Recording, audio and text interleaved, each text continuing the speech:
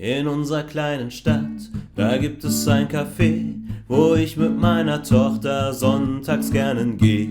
Dorenia, die kann backen, sie hat auch Kinder gern. Und gegen ihre Leckereien, da kann ich mich nicht wehren. Erst esse ich ein Törtchen, dann esse ich ein Teilchen, dann trinke ich einen Kaffee und dann bleib ich noch ein Weilchen. Dann gebe ich meiner Kleinen noch einen Donut aus, zum Schluss noch ein Stück Torte und dann rollen wir nach Haus. Ja, das war wirklich alles ganz gaumenschmeichlerisch, aber bei Doreen wird weiter aufgetischt. Alles sieht so lecker aus, da fällt die Auswahl schwer. Fragt sie nach der Bestellung, dann sag ich bitte sehr.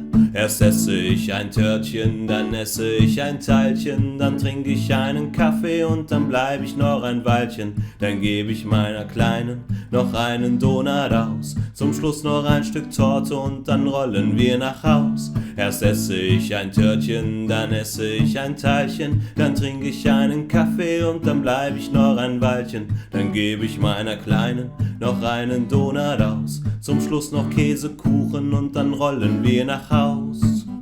Auf dem Heimweg tut mir der Bauch so weh, meine Tochter meint nur, das hab ich kommen sehen. Jeden Sonntag dasselbe Theater. Papa, wer ist hier das Kind? Und wer ist hier der Vater?